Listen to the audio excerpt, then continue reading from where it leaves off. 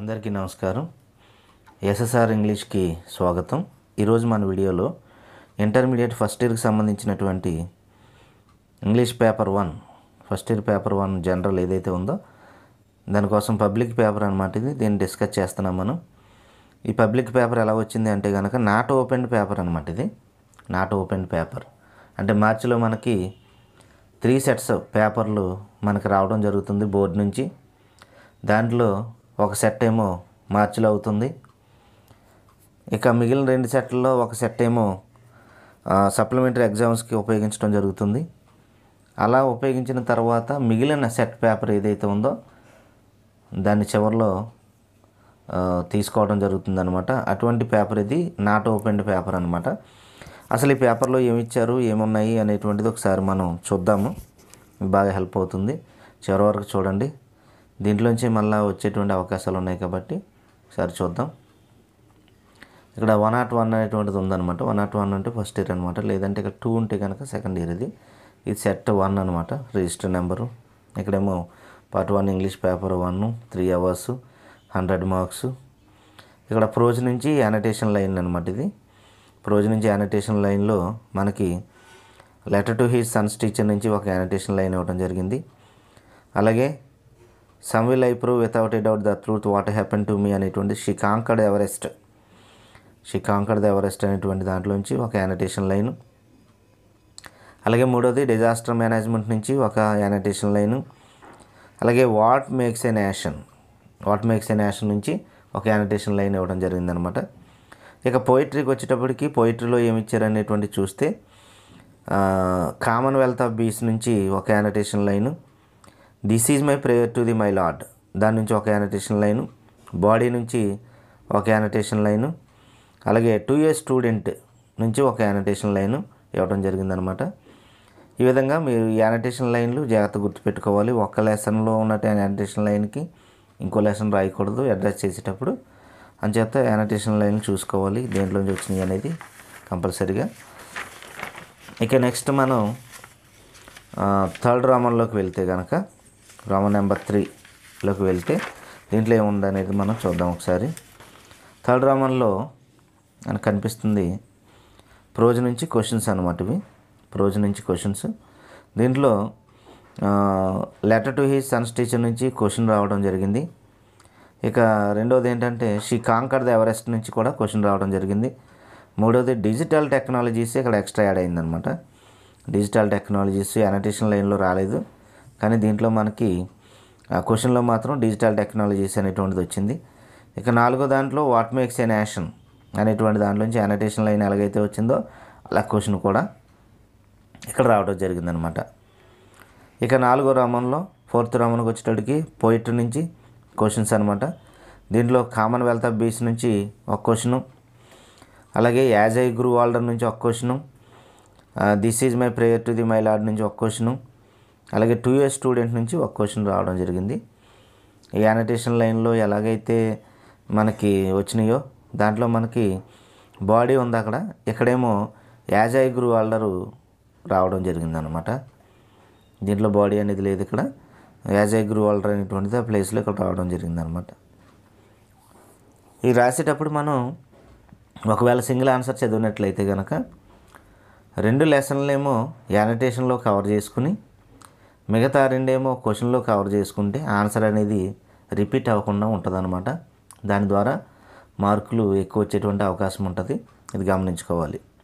అంటే మీకు అర్థమైంది అనుకుంటున్నాను. ఫర్ ఎగ్జాంపుల్ ఫస్ట్ 2 లెసన్లు అక్కడ రాస్తే మనం ఫస్ట్ 2 లెసన్లు అంటే letter to his sons teacher she conquered Everest 2 అక్కడ రాస్తే digital technologies what makes a nation third రోమన్లో రాసుకుంటే ఆన్సర్ అనేది ఎక్కడా కూడా రిపీట్ కాకుండా ఉంటుంది అనమాట. సరే, 5th రోమన్లోకి వెళ్ళిపోదాం మనం. 5th రోమన్లో మనకి నాన్ డీటెయిల్ నుంచి క్వశ్చన్స్ అనమాట. ఇవి నాన్ డీటెయిల్ నుంచి ఏమేమి ఇచ్చారనేది చూద్దాం. ఒకటి ఇంజిన్ ట్రబుల్ ఒకటి ఇచ్చారు ఇక్కడ, ఇంజిన్ ట్రబుల్.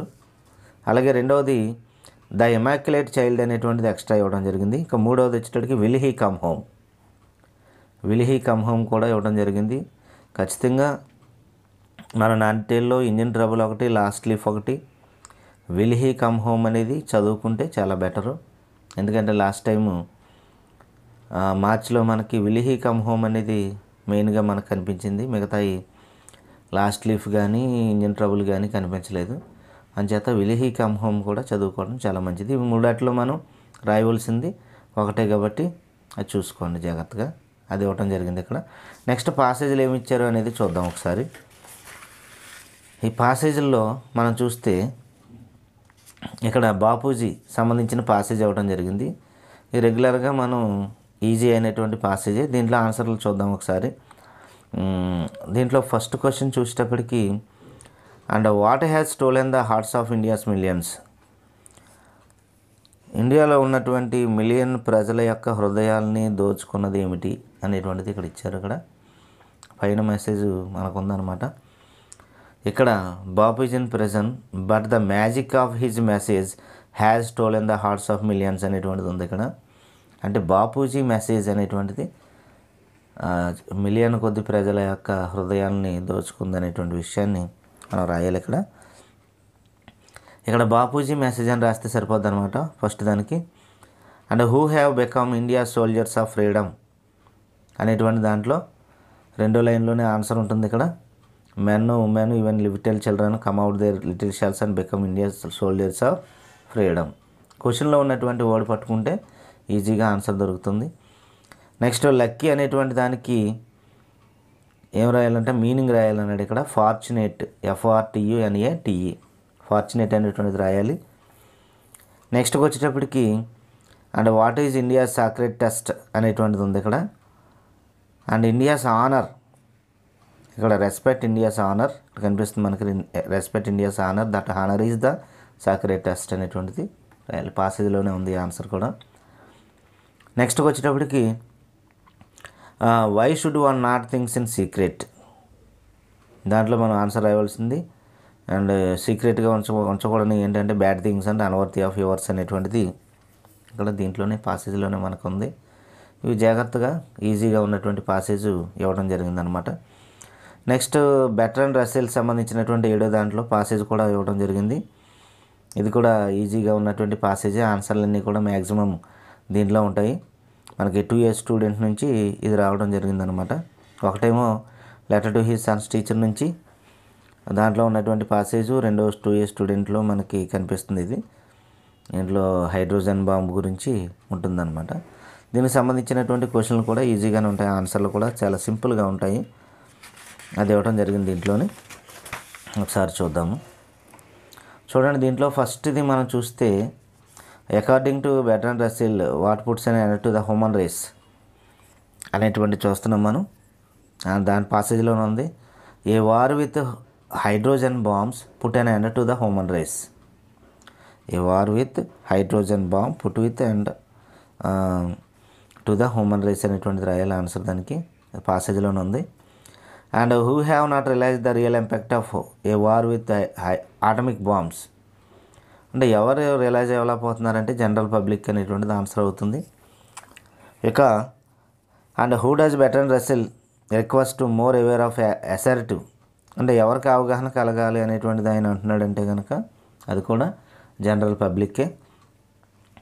ఇక డిస్పోటిక్ అనేటువంటి దానికి యాంటోనిమ్ రాయాలి. యాంటోనిమ్ అంటే వ్యతిరేక పదం. డెమోక్రటిక్ కానీ లిబరల్ కానీ రాయాలన్నమాట. డెమోక్రటిక్ లేదా లిబరల్ అనేటువంటి ఆన్సర్ రాయాలి.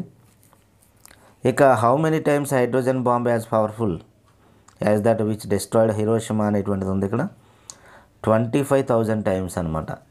ఇవన్నీ ఆన్సర్లన్నీ మనకు పాసేజ్లో ఉంటాయి.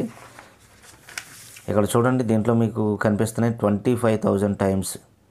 ఇక్కడ నుంచి చూస్తే a hydrogen bomb is 25,000 times as powerful as that which destroyed Hiroshima కనపడుతుంది కదండి. అన్ని ఆన్సర్లు కూడా మ్యాక్సిమం దీంట్లో ఉంటాయి.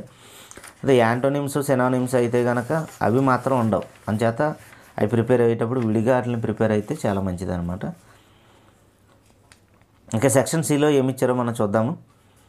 స్పీడ్గా మనం వెళ్ళిపోదాము ఆన్సర్లతో సహా. I saw an untidy child. An అనేటువంటి ఆర్టికల్ రాయాలి ఇక్కడ, అంటిడి చైల్డ్ అని. ఇది మనకి ఎక్సైజ్లో లేదు, ఎగ్జాంపుల్స్లో ఉందన్నమాట, అందువల్ల ఇది చూసుకోవాలి. Next Babar is the first Mughal king in India. The first అనాలి ఇక్కడ, ది అనేటువంటి article. They sell oil at 60 rupees a litre అనాలి, ఏ లీటర్. అలాగే hockey is an interesting game అనమాట, యాన్ రాయల్ ఇక్కడ, ఎందుకంటే ఈతో స్టార్ట్ అయింది. They held a meeting in the library, central library. Held a కానీ ది కానీ రెండు కరెక్ట్ ఇక్కడ. They held the meeting in the central library అనేటువంటిది రాయాలి. The Himalayas art in the north of India. పర్వతాల ముందు ది అనేటువంటి ఆర్టికల్ ఉపయోగిస్తాం కాబట్టి ఇక్కడ ది అనేటువంటి ఆర్టికల్. ఫస్ట్ దాంట్లో యాను, తర్వాత ది, తర్వాత ఏ, తర్వాత యాను, అలాగే ఏ కానీ ది కానీ తర్వాత ది అనేటువంటిది వచ్చిందనమాట. ఇవి చూసుకోండి జాగ్రత్తగా. నెక్స్ట్ ప్రిపోజిషన్లోకి వెళ్దాం మనం. ప్రిపోజిషన్లో ఏమి ఇచ్చారు ఇక్కడ, I came across the article in a magazine అనేటువంటిది అక్రాస్ అనేటువంటిది ఇక్కడ. అలాగే I have a meeting at 9 AM. అలాగే Teja has been absent since Monday, he poured the milk in to the cup. Advaita prefers to go on foot. నడిచి వెళ్తే, కాలినడకన వెళ్తే on foot, ఏదన్నా బైక్ మీద వెళ్తే కనుక బై అనేటువంటిది ఉపయోగించాలి. రెఫ్రైన్ ఫ్రమ్ డ్రింకింగ్ ఆల్కహాల్ అనాలి. రెఫ్రైన్ వచ్చినప్పుడు ఫ్రమ్, ఫుట్ అనేటువంటిది వచ్చినప్పుడు ఆన్ రాయాలి అక్కడ, ఆన్ ఫుట్ అనాలి. ఇంటూ ఏమండి ఇలాగ గుర్తుపెట్టుకోవాలి టైం వచ్చినప్పుడు ఎట్ అనేటువంటిది. నెక్స్ట్ మనం నెక్స్ట్ పేజ్లోకి వెళ్ళిపోదాం. దీంట్లో మనం టెన్సెస్ చూద్దాం ఒకసారి. టెన్సెస్లో ఏమి ఇచ్చారు అనేటువంటిది. ఈ టెన్సెస్లో చూస్తే ఇక్కడ వెర్బ్ ఫామ్స్లో లుక్ అనేటువంటి క్లూ వర్డ్ కనపడుతుంది మనకి. లుక్ అనేటువంటిది ప్రజెంట్ కంటిన్యూస్లో ఉంటుంది అనమాట. అంటే ఇక్కడ ఆన్సర్ ఏమొస్తుందంటే ఈజ్ ప్లేయింగ్ రాయాలి. Answer is playing. Look Andy is playing in the garden. నెక్స్ట్కి వచ్చేటప్పటికి you at work yesterday morning అన్నాడు ఇక్కడ. ఎస్టర్డే అనేటువంటి పదం క్లూ వర్డ్ దీంట్లో. ఎస్టర్డే అంటే నిన్న, అంటే పాస్ట్ టెన్స్. పాస్ట్ టెన్స్లో ఉండేటువంటి బీ ఫామ్స్, పాస్ట్ టెన్స్లో ఉండేటువంటి బీ ఫామ్స్.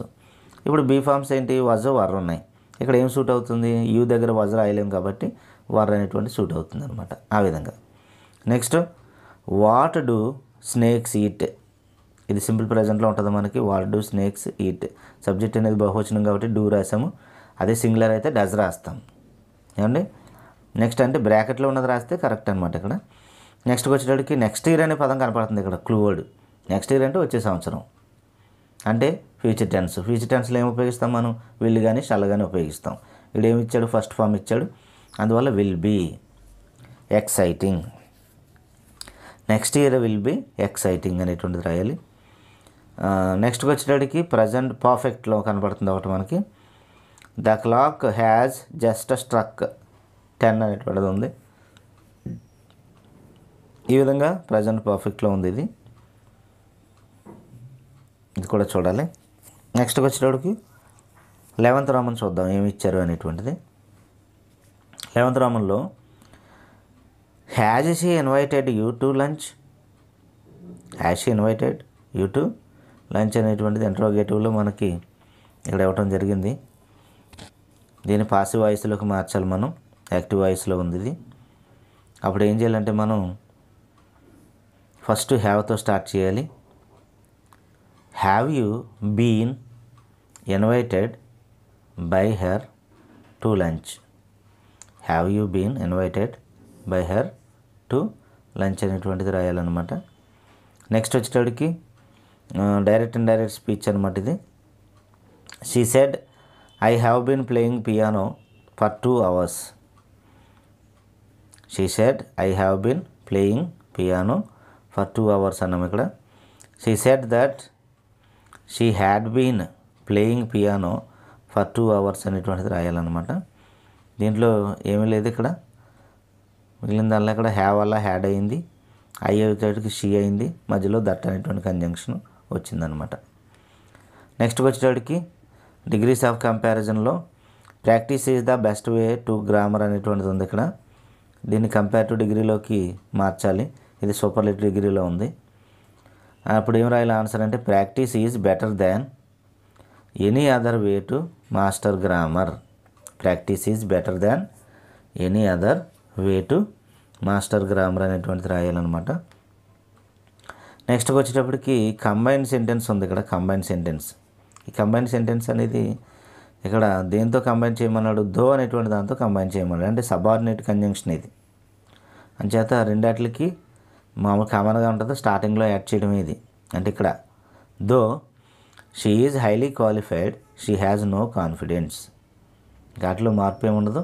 స్టార్టింగ్లో ఇఫ్ కానీ యాజ్ కానీ దో కానీ ఆల్దో కానీ ఇవి వచ్చినప్పుడు స్టార్టింగ్లోనే యాడ్ చేయాలన్నమాట. అది గుర్తుపెట్టుకోండి. నెక్స్ట్ వచ్చేటప్పటికి క్వశ్చన్ ట్యాగ్ కూడా వెరైటీగా ఉంది చూడండి. ఇక్కడ nobody cares how I feel అని ఇచ్చాడు. ఇక్కడ nobody cares how I feel అన్నాడు. ఇక్కడ నోబడీ అంటే దీంట్లో నో అనేటువంటిది ఉంది. అంటే మనం నాట్ అనేటువంటిది రాయక్కర్లేదు అనమాట. ఇక్కడ నోబడీ అంటే సబ్జెక్ట్లో మనం చూస్తే కనుక దే అనేటువంటిది అవుతుందన్నమాట. ఏమండి, అందుచేత మనం అది చూసుకోవాలి. నెక్స్ట్ ఇక్కడ కేర్స్ అనేటువంటిది ఉంది. ఇక్కడ సబ్జెక్ట్ అనేటువంటిది ఇక్కడ ఉన్నటువంటి కేర్స్ అనేటువంటిది చూసామా, కేర్ అలా కేర్స్ అయింది. ఏమండి, హౌ ఐ ఫీల్ అనేటువంటిది ఇచ్చారు ఇక్కడ. అందువల్ల దీని ఆన్సర్ ఏమవుతుందంటే ఇక్కడ డూ దే అనేటువంటిది అవుతుంది. Do they. అదే కనుక కేర్ అనేది వస్తే కనుక సబ్జెక్ట్ సింగులర్ అయితే మనం ఇక్కడ ఏం చేస్తామంటే సబ్జెక్ట్ సింగులర్ అయితే డస్ తీసుకుంటాము, ప్లోరల్ అయితే డూ తీసుకుంటాం కాబట్టి డూ రాసాము, అలా దే రాసాము. ఇక్కడ డూ దే అనేటువంటిది ఆన్సర్ అవుతుంది. నాట్ అనేటువంటిది రాదు ఇంకా, ఎందుకంటే దాంట్లో నో అనేటువంటిది ఉంది కాబట్టి. నెక్స్ట్కి వచ్చేటప్పటికి కరెక్షన్ ఆఫ్ సెంటెన్స్ చూడండి. ఇవి కూడా ఈజీగా ఉన్నాయి. కరెక్షన్ ఆఫ్ సెంటెన్స్ ఇచ్చారు. కవ్ ఈజ్ ఏ యూజ్ఫుల్ యానిమల్ అని యాన్ ఇచ్చాడు. ఇక్కడ మనం ఆ ప్లేస్లో ఏ పెట్టి మొత్తం సెంటెన్స్ అంతా రాయాలి. ఇక్కడ చూడండి, the entire sentence must be return. మొత్తం సెంటెన్స్ అంతా రాయాలన్నమాట. కరెక్ట్ చేసి సెంటెన్స్ అంతా రాయాలి ఎగ్జామినేషన్లో. ఇక్కడ యాన్ ప్లేస్లో ఏ పెట్టాలి. She has been absent since అన్నాడు. ఇక్కడ 3 days సిన్స్ ప్లేస్లో ఫర్ పెట్టాలన్నమాట. ఫర్ 3 days అనాలి. The train left when I reached the station అన్నాడు. ద ట్రైన్ లెఫ్ట్ అనకూడదు, ద ట్రైన్ హ్యాడ్ లెఫ్ట్ అనాలి. The train had left. నేను రైల్వే స్టేషన్కి వెళ్ళినప్పుడు చేరుకున్నప్పుడు ట్రైన్ అప్పటికి వెళ్ళిపోయింది. అంటే పాస్ట్ పర్ఫెక్ట్ అనమాట. ఇది ఒక పని అప్పుడే కంప్లీట్ అవుతుంది, ఇంకో పని అప్పుడే స్టార్ట్ అవుతుంది అనమాట. బీయింగ్ అనేటువంటిది వచ్చినప్పుడు ఇట్ బీయింగ్ అనేటువంటిది రాయాలి. దీని ముందు ఇట్ పెట్టి రాస్తే సరిపోతుంది అనమాట. అంటే ఇడ్లీ అండ్ సాంబార్ ఆర్ ప్లేస్లో ఈజ్ రాయాలి. Is my favourite dish for breakfast అనాలి. ఇడ్లీ అండ్ సాంబార్ అనాలి. నెక్స్ట్ వచ్చేటప్పటికి ప్రేజల్ వెబ్స్ అండి. ప్రేజల్ వెబ్స్లో మీనింగ్ తెలిస్తే మనం ఏ విధంగా అయినా ఫ్రేమ్ చేయొచ్చు. ఇట్లా మీనింగ్ తెలియాలి. యాక్ట్ అప్ అంటే సరిగా పని చేయకపోవడం అని అర్థం. మేక్ ఆఫ్టర్ అంటే పట్టుకోవడం అనమాట, క్యాచ్ అనమాట. నెక్స్ట్ వచ్చేటప్పటికి వాకౌట్ అంటే కమ్ అవుట్ అని బయటకు రావడం. ఫాల్ అపార్ట్ అంటే బ్రేక్ అనమాట, బ్రేక్ ఇంటూ పీసెస్ అని. ఆ అర్థం వచ్చేలాగా మనం రాసుకోవచ్చు అనమాట. అంటే టర్న్ ఆఫ్ అంటే స్విచ్ ఆఫ్ అనేటువంటిది మీకు తెలుసు కదా. ఇక లుక్ ఆఫ్టర్ అంటే టేక్ కేర్ ఆఫ్, శ్రద్ధ తీసుకోవడం అనమాట. ఇది దీంట్లో ఉన్నటువంటి సైలెంట్ కాన్సోనెంట్స్ ఏమున్నాయి అనేది ఒకసారి చూద్దాం మనం. డాఫ్ అనేటువంటి దాంట్లో ఆర్ అనేటువంటిది సైలెంట్ లెటరు. అలాగే ఆనెస్ట్లో హెచ్ సైలెంట్ లెటరు. డెట్ అనేటువంటి దాంట్లో బి సైలెంట్ లెటర్. నావ్లో కే సైలెంట్ లెటర్. రైట్లో డబ్ల్యూ, ఈ కూడా సైలెంట్ లెటరే, కానీ ఈ రాసినా రాయిపోయినా పర్వాలేదు, ఎందుకంటే మనకి ఇక్కడ కాన్సోనెంట్స్ మాత్రం అడిగాడు కాబట్టి, ఓవెల్స్ అడగలేదు కాబట్టి డబ్ల్యూ అనేటువంటి సైలెంట్ లెటరు.